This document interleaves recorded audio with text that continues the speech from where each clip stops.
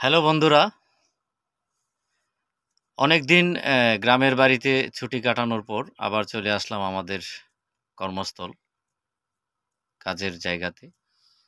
আসলে আমরা কাজের মানুষ, কাজ ছাড়া থাকতে ভালো লাগে না।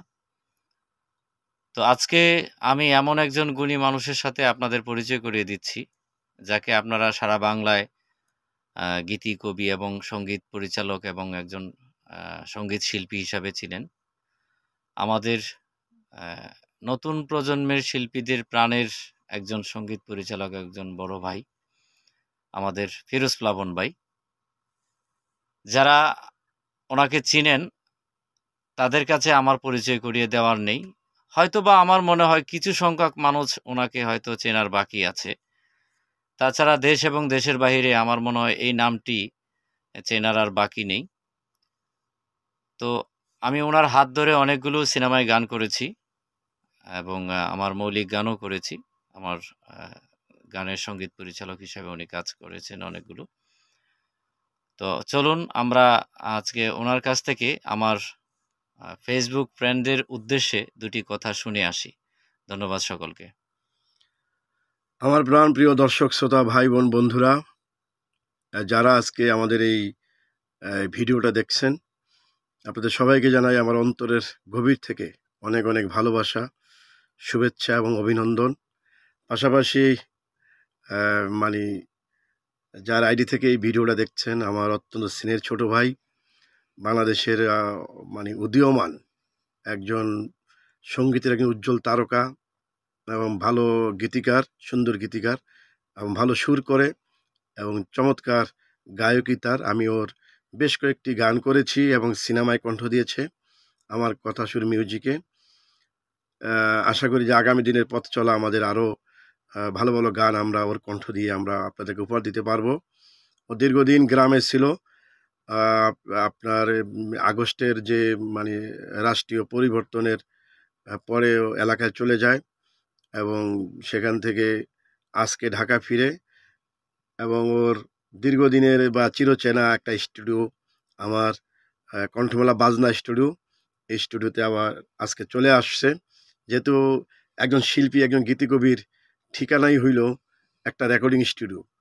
তা আমি বাজনা স্টুডিওর পক্ষ থেকে আপনাদের সবাইকে জানাই প্রাণঢালা শুভেচ্ছা এবং দীর্ঘদিন বাড়িতে থেকে ও আজকে আসছে। ওর জন্য দোয়া করবেন। ও যেন ওর কণ্ঠে যেন আমি আপনাদের জন্য আরও ভালো ভালো সুন্দর সুন্দর গান উপহার দিতে পারি। ও আমাকে যেভাবে তুলে ধরছে যে আমি দেশ বিদেশে সবাই আমাকে চিনে। হ্যাঁ, আপনারা জানেন যে আমি মৌলিক গানের পাশাপাশি সিনেমার গান সঙ্গীত পরিচালনা করি এবং এই সমস্ত গানের পাশাপাশি আমি পলিটিক্যাল গান করি। বাংলাদেশে সবচেয়ে বেশি পলিটিক্যাল সং আমি আমার কণ্ঠে তুলে ধরছি এবং এখনও আমি পলিটিক্যাল অনেক গান করি। আমি যেহেতু একজন শিল্পী, আসলে আমি সকল মানুষের, শিল্পীদের কোনো মানে বাইন্ডিংস থাকে না। কাজেই আমি আ যখন যেই আমার কাছে গানের জন্য আসে, একজন শিল্পী হিসাবে, একজন সঙ্গীত পরিচালক হিসাবে, গীতিকার, সুরকার হিসাবে, মিউজিক ডিরেক্টর হিসাবে আমি চেষ্টা করি সবার অনুভূতিকে শ্রদ্ধা করার জন্য। পলিটিক্যাল গান করার মাঝে একটা আনন্দ আছে। এই গানের সৃষ্টিটাই আমি করেছি ২০০৯ সাল থেকে এবং ইলেকশন সং বাংলাদেশে আমি ১ম এই গানটাকে এই গানের মানে আমি শুরু করি। তো আশা করি যে মানে পলিটিক্যাল গান করলে একটা কথা সবার মনে রাখতে হবে যে আপনি যেই দলের সাপোর্টার এবং প্রতিপক্ষ দলে যারা আছেন সম্মানিত নেতৃবৃন্দ, তাদের প্রতি যেন কখনো কটাক্ষ করে কথা না বলা হয় গানে গানে। সবার প্রতি শ্রদ্ধা থাকতে হবে।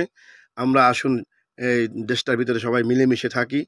এই হিংসা হানাহানি আর ভালো লাগে না। আমরা আগামীতে যেন সবাই মিলেমিশে থাকতে পারি, দেশের জন্য আরও মঙ্গল হয়।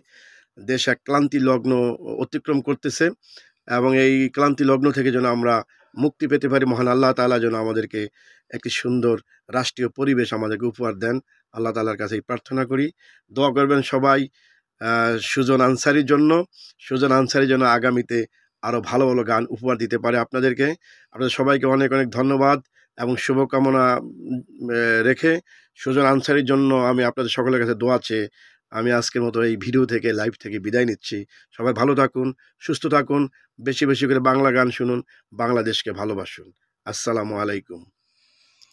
ধন্যবাদ। খুব সুন্দর বললেন আমার প্রাণপ্রিয় শ্রদ্ধেয় বড় ভাই।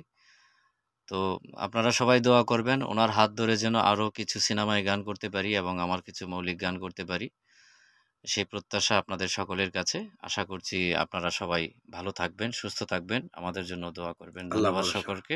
আল্লাহ হাফেজ।